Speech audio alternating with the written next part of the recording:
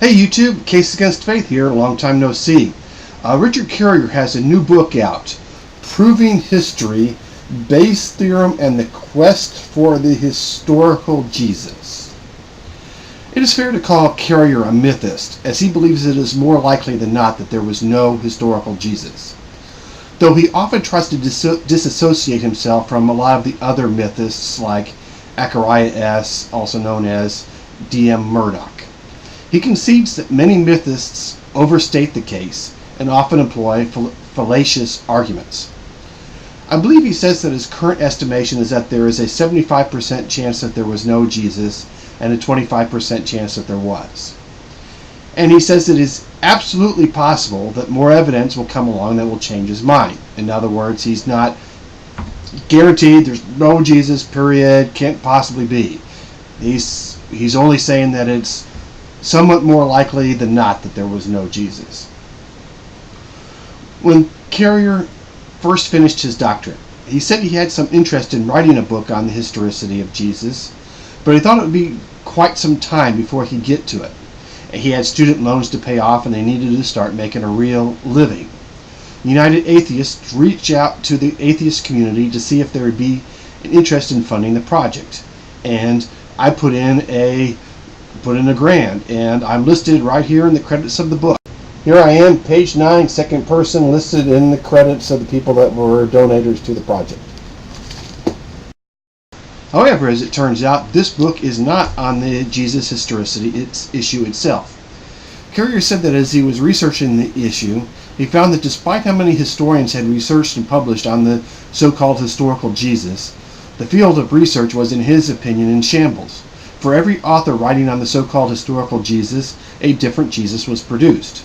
And although pretty much every author outside of Christian fundamentalism had concluded that the Jesus from the Bible was part historical and part fiction, every author had different criteria that they used to try to separate what was fact and what was fiction. In short, there was no consensus on method.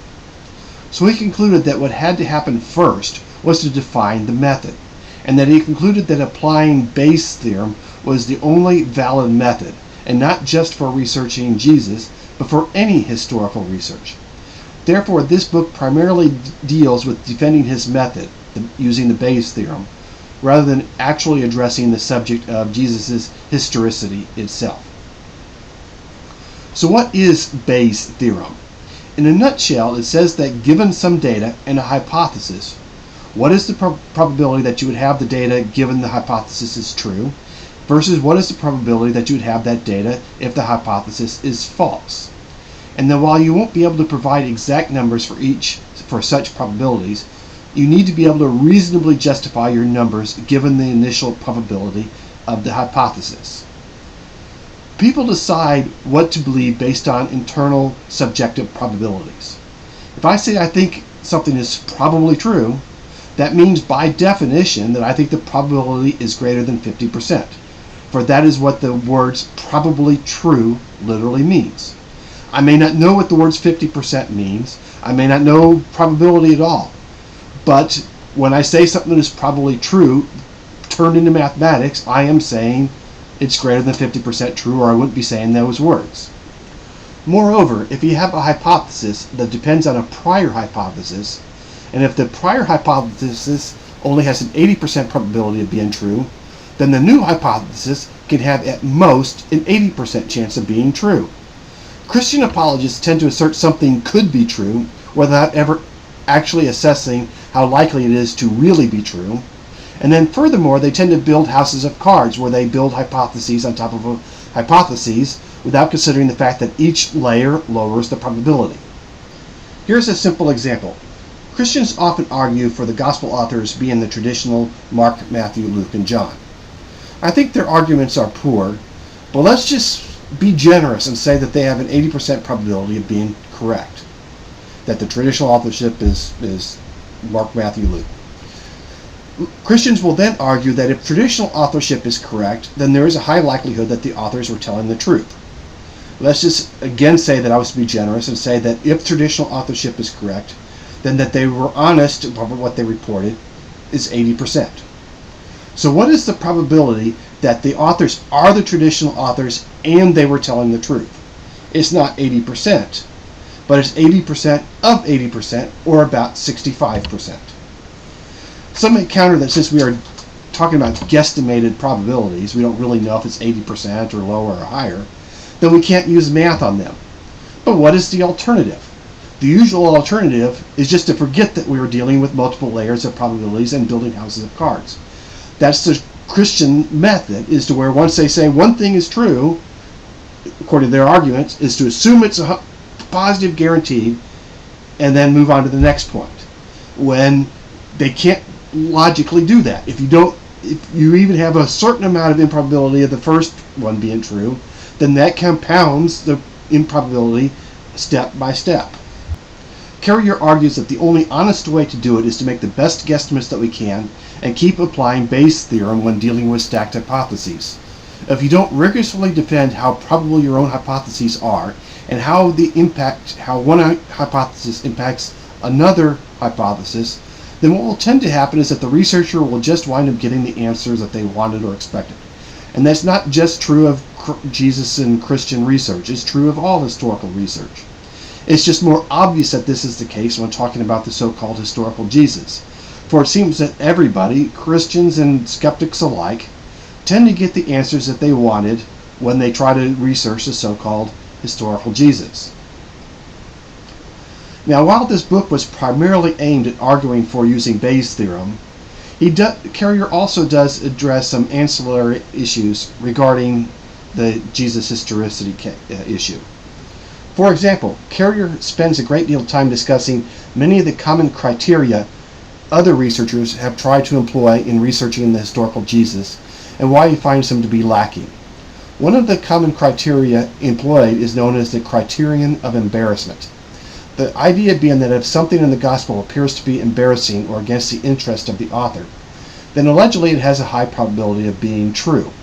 The Gospels often seem to portray the disciples as being foolish and unreliable, and it is argued that they wouldn't do that if they were lying, so we conclude that they were being honest. YouTube apologist The Funky Theist is fond of this argument.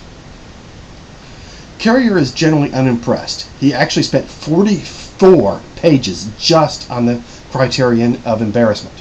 I think that was overkill myself, but here is the gist of Carrier's complaints. The legal concept of testimony against interest is not considered strong in legal issues, and jurors are instructed to expect additional evidence besides an apparent testimony against interest. For it is difficult to know what a person might at the time have thought was against their interests, or what options they thought they had available to them if they were going to lie. And even if not lying, somebody can as easily honestly mistaken while testifying against interest as any other honest mistake. But as far as the case of historical research into Jesus, Carrier finds the testimony against interest, or the Criterion of Embarrassment, to be exceptionally weak. Even Christians admit that gospel authors picked and chose what material to include and what not to include. And this is how Christians explain the fact that different gospels include different stories. Hence, we can reasonably conclude that if any specific author included any specific material or event, the author must have had a reason to decide to include that material. And we can therefore reasonably conclude that either the author did not find it embarrassing at all, or that the value of including the material was more important than any embarrassment it might have caused. And that therefore there is no logical connection between something being important enough to include and it being actually true. Whatever motivation a gospel author would have had to include something potentially embarrassing, that motivation would be the same whether it was true or false. For example, we see the disciples as less than perfect. So, we see preachers every day saying how they are, or at least were, terrible sinners, and that if Jesus could save somebody as worthless as me, then surely he can save you. We see that every day. The preacher could be telling the truth about his hedonistic past, or he could be exaggerating. We don't know.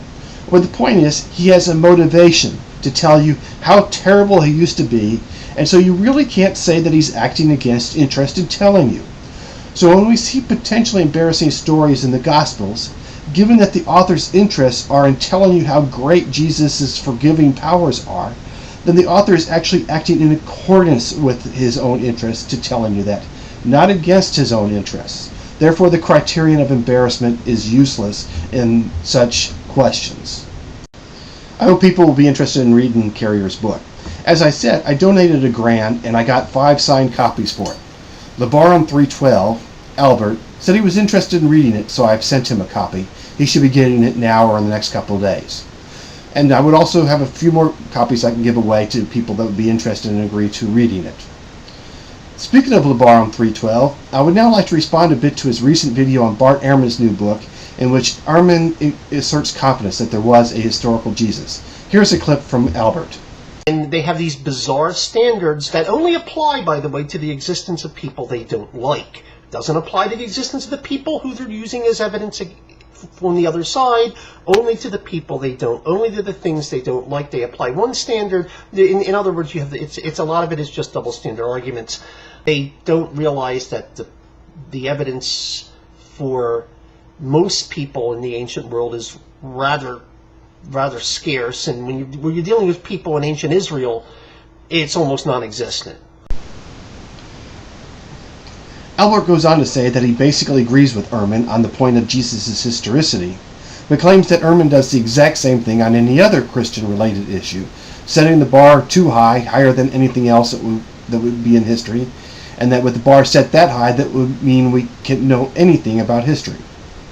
Before I begin, I recognize I'm very much a novice. I've read Louis Gottschalk's book, Understanding History, Chauncey Sanders' book on literature history, some Robin Lane Fox, Michael Grant, a bit of others, but it certainly doesn't make me an expert.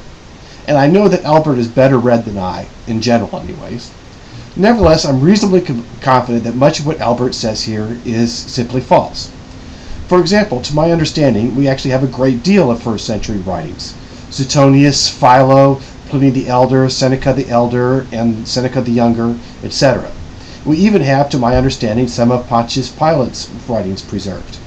Now, granted it is often secondhand or in pieces, but to my understanding we do have more than what Albert says. Essentially, Albert is arguing that because we have so much evidence is missing, we are forced to rely on less evidence than what we would like. That's true.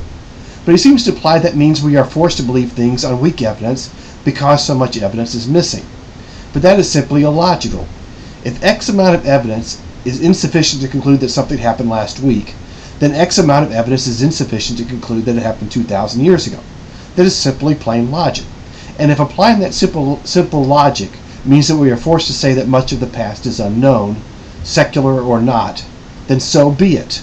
If we don't have the evidence, we don't have the evidence. In fact, while Albert seems to say that we need to employ less skepticism due to the fact that data is missing, actually, that is precisely why we need to employ even more skepticism. Michael Grant, in his book Greek and Roman Historians, Information and Misinformation, argues that deliberate disinformation is abundant in the writings of secular historians such as Tacitus and Josephus, writing on secular issues, and therefore we have to be skeptical of all but the most mundane events. I can't find my copy, or I would include some quotes. But of note, he does not say, well, gee, we're just stuck with believing what they say because we just don't have anything else. He says exactly the opposite. That's why you got to use more skepticism.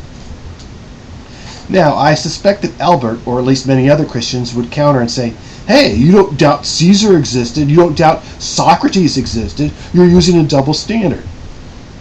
Well, no, I'm not. We already do know that at least most of what the Gospels is myth. We can say with confidence that there was no darkening of the sun. If it was, for example, for 3 hours, as the Gospel of Mark says. If it was equally true that at least most of what we knew about, say, Caesar was known to be myth, and that everything we knew about Caesar came from a religious sect that worshipped him, then I would be equally suspect that it was at least possible that Caesar was a mythical character too. As far as I know, that is not true, so no, I don't have a reason to suspect Caesar is a mythical character. But if the situation was similar, I'd be similarly skeptical. Now, true, it can be said that Carrier and or any other mythist looks harder at the evidence of Jesus' existence than they might generally look at anybody else's existence. One reason is called the margin of error, but I'm running out of time, so I can't discuss that in detail. But Christians are just being hypocritical anyway. If I handed a Christian any other book with stories of a hero that raises people from the dead, walks on water, people get on their graves and walk around, the sun darkens for hours all over the world, the apologists would surely dismiss it as legends, myths, allegories, etc., etc. But not for their own holy book. As Albert says, they employ one standard of evidence for things they like, and another standard of evidence for things they don't like.